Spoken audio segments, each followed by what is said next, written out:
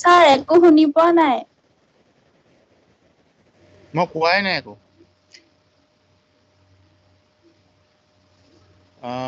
এতিয়া আমি চাম আইন অমান্য আন্দোলন তোমালোকৰ হ'ল, তাৰপিছত গান্ধী আৰু আইৰণ চুক্তি সম্পন্ন হ'ল।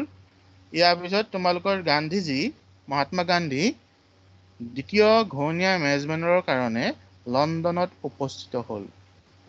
দ্বিতীয় ঘূৰণীয়া মেজমেলৰ কাৰণে লণ্ডনত উপস্থিত হ'ল আৰু তেওঁৱেই আছিল ভাৰতীয় জাতীয় কংগ্ৰেছৰ একমাত্ৰ প্ৰতিনিধি, যিয়ে এই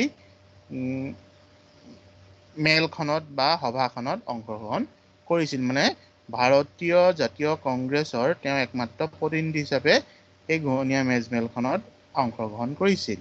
কিন্তু তাত তোমালোকৰ পৃথক নিৰ্বাচন মণ্ডলীৰ কথাটোত লৈ এই মেলখন সফল নহ'ল আৰু নিৰাশা মনেৰে তেওঁ ভাৰতলৈ উভতি আহিবলগীয়া হ'ল আমাৰ মহাত্মা গান্ধী। আহি পুনৰ তেওঁ 1932 চনত পুনৰ আইন অমান্য আন্দোলন আৰম্ভ কৰিলে, কিন্তু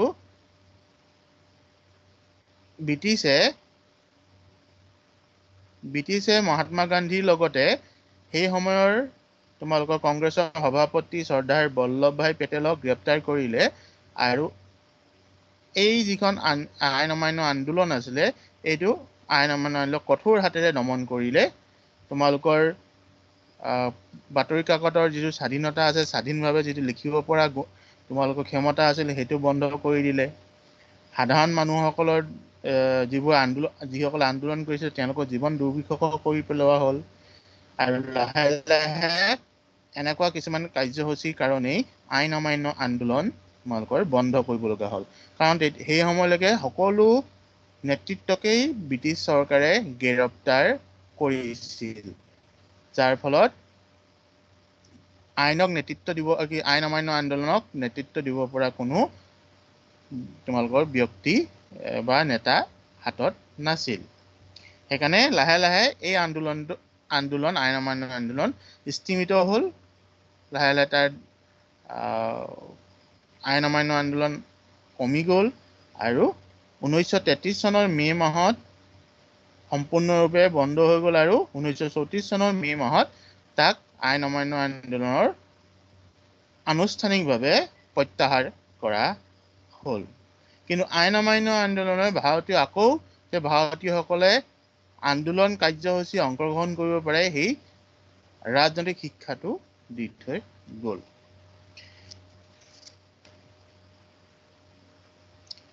তোমালোকৰ আইন অমান্য আন্দোলন বা কেনেকে তোমালোকৰ দমন কৰিছিলে তাৰ এটা তোমালোকৰ ভিডিঅ' আছে, সেইটো চাই লোৱা।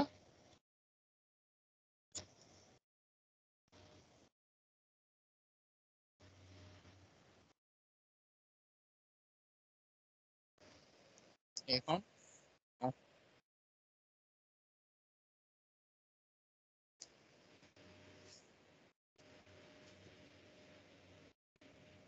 এখন তোমালোকৰ চিনেমাৰ এটা ভিডিঅ' হয়, কিন্তু তাৰ পৰা আমি এটা আভাস পাব পাৰি যে কেনেকৈ এই আইন অমান্য আন্দোলন সংগঠিত হৈছিল বা যিটো এক্ট ভংগ কৰিবলৈ কেনেকে আন্দোলন কৰিছিল। ইয়াত থকা মানুহৰ তোমালোকৰ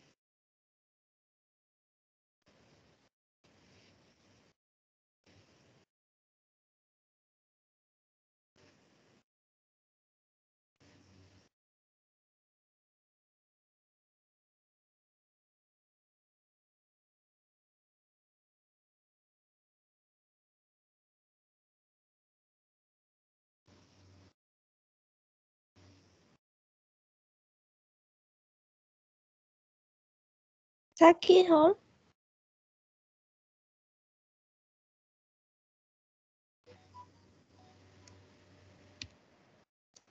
এতিয়া তোমালোকৰ গান্ধীজীৰ গ্ৰেপ্তাৰ কৰাৰ পাছত আইন অমান্য আন্দোলনো স্থিমিত হৈ পৰিল। এতিয়া প্ৰায় সেই সময়তে ৮০,০০০ সত্যাগ্ৰহীক গ্ৰেপ্তাৰ কৰা হৈছিল। প্ৰায় ৮০,০০০, তোমালোকে মনত ৰাখিবা, ৮০,০০০ পৰা ৮০,০০০ সত্যাগ্ৰহীক গ্ৰেপ্তাৰ কৰা হৈছিল। ইয়াৰ পাছত আহিলে পেজ নম্বৰ তোমালোকৰ 32, সাম্প্ৰদায়িক বাটোৱাৰা 1932 চন। এতিয়া সাম্প্ৰদায়িক বাটোৱাৰা মানে কিনো? সাম্প্ৰদায়িক বাটোৱাৰা মানে আগতে সকলো মানুহে ভোটাৰ অধিকাৰ, ব্ৰিটিছৰ সময়ত সকলো মানুহে ভোটাৰ অধিকাৰ পোৱা নাছিল আৰু সকলো মানুহে সকলোকে ভোট দিব পৰা ব্যৱস্থাও নাছিল। যদি কোনোবা এজন খ্ৰীষ্টান হয়, তেওঁ অকল খ্ৰীষ্টান প্ৰতিনিধিকে নিৰ্বাচন কৰিব পাৰিব। যদি হিন্দু তোমালোকৰ প্ৰতিনিধি থাকে, তেওঁ হিন্দু প্ৰতিনিধিকে ভোট দিব পাৰিব বা অকল সেই হিন্দু প্ৰতিনিধিকে নিৰ্বাচন কৰিব পাৰিব। সেই তেনেকুৱা এটা ব্যৱস্থা আছিল।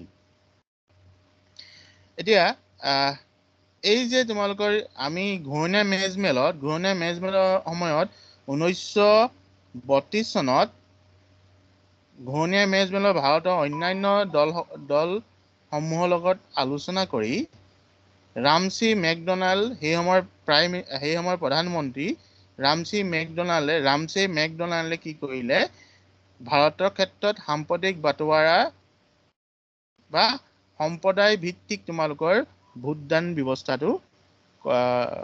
দিয়া ব্যৱস্থাটো এটা নিৰ্বাচন মণ্ডলী গঠন কৰি দিলে।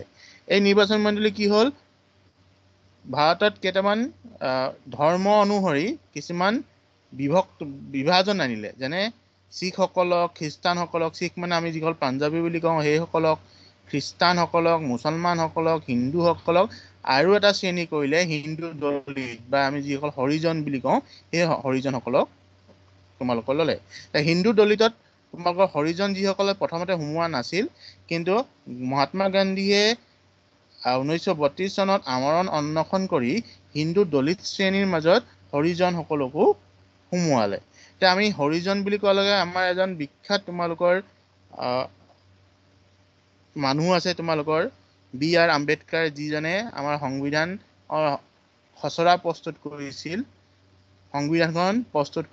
খচৰাখন প্ৰস্তুত কৰিছিল, সেইজনে B.R. আম্বেদকাৰ।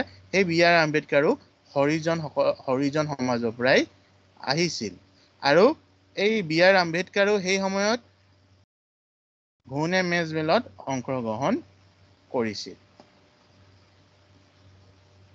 আমি সাম্প্ৰদায়িক বাটোৱাৰা মানে কি, ধৰ্ম অনুসৰি কিছুমান নিৰ্বাচন মণ্ডলী গঠন কৰি দিব।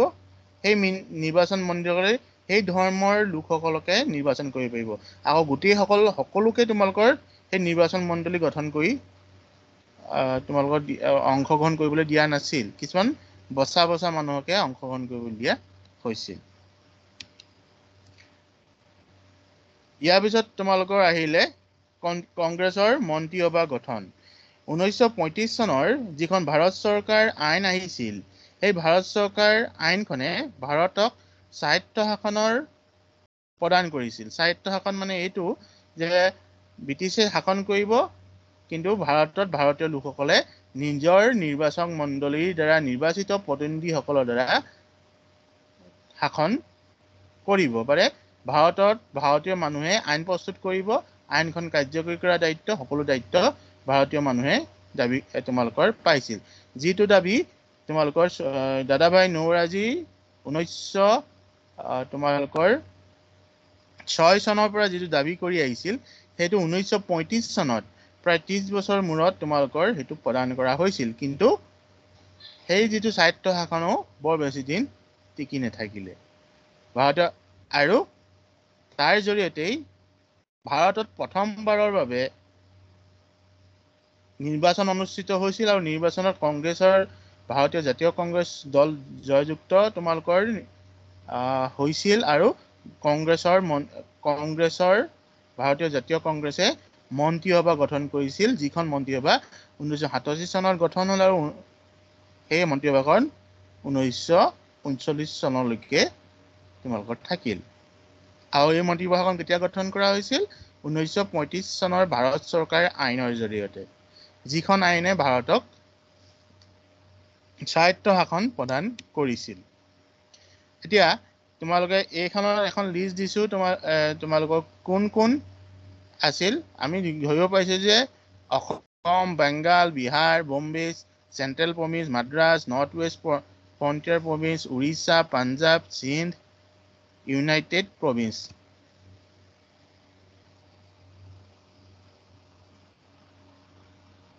এতিয়া সেই সময়ত প্ৰায় 10খন তোমালোকৰ 10খন প্ৰদেশ আছিল বা 10খন ৰাজ্য আছিল। সেই সময়ত প্ৰায় 10খন ৰাজ্য ভাৰতত প্ৰদেশ বা ৰাজ্য আছিল। কেইখন প্ৰদেশ আছিল? 10খন তোমালোকৰ প্ৰদেশ আছিল।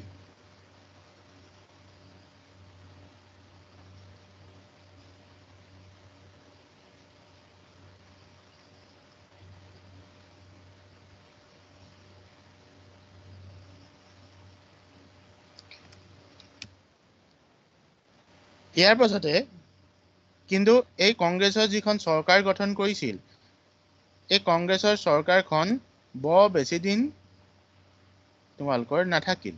এই কংগ্ৰেছৰ চৰকাৰখনে 1939 চনত পদত্যাগ কৰিব লগা হ'ল। কাৰণ কিয় পদত্যাগ কৰিলে?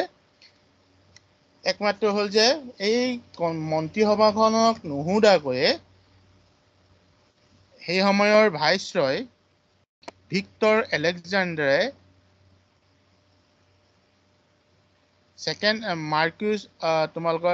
তোমালোকৰ ভিক্টৰ আলেকজাণ্ডাৰ জন হোপে ভাইচৰয় কি কৰিলে? সেই সময়ত জাৰ্মানীৰ লগত ভাৰতকো যুদ্ধত সাঙুৰি দিলে। যিহেতু সেই সময়ত কংগ্ৰেছৰ চৰকাৰ আছিল, কংগ্ৰেছৰ চৰকাৰ থকাৰ কাৰণে কংগ্ৰেছক নুসুধাকৈয়ে, কংগ্ৰেছৰ মন্ত্ৰীসভাখনক নুসুধাকৈয়ে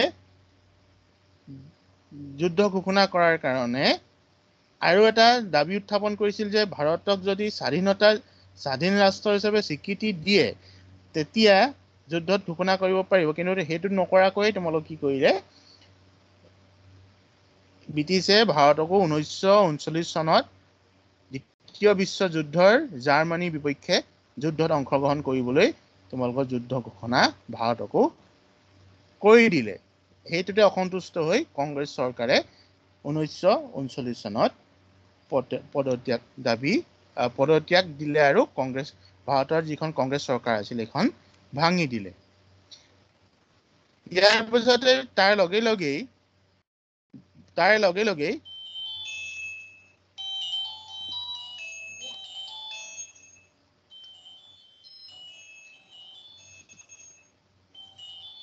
লগেই তোমালোকৰ পাকিস্তানৰ যেতিয়া পদত্যাগ কৰিলে, কিন্তু সেই সময়ত মুছলিম লীগে যিটো তোমালোকৰ 1906 চনত গঠন হৈছিল, মুছলিম লীগে তোমালোকৰ এইটোত অসন্তুষ্ট প্ৰকাশ কৰি ভাৰতবৰ্ষক ধৰ্মৰ ভিত্তিত দুভাগ কৰিবলৈ এটা দাবী উত্থাপন কৰিলে আৰু তেওঁলোকে পাকিস্তানৰ দাবী কৰিলে। কোনে কৰিলে? মুছলিম লীগৰ নামৰ যিটো ৰাজনৈতিক দল আছিল সেইটোৱে পাকিস্তানৰ দাবী কৰিলে।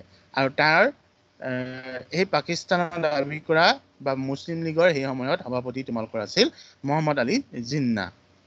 আৰু 22 ডিচেম্বৰ 1939 চনত তেওঁলোকে নিজকে স্বাধীনতা ঘোষণা কৰিলে আৰু দ্বিজাতি তত্ত্ব উলিয়াই হিন্দু মুছলমান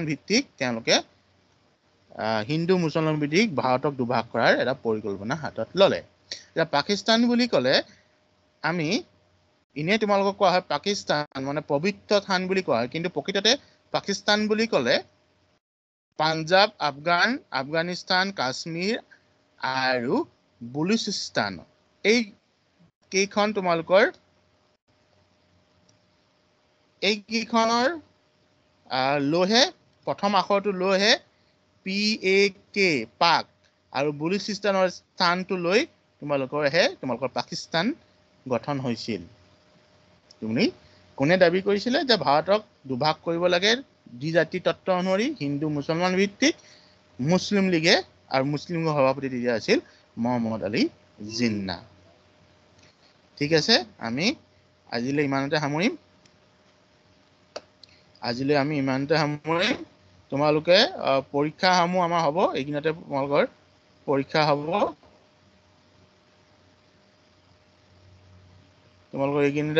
হ'ব। পৰীক্ষাটো তোমালোকে দিব লাগিব। ঠিক আছে।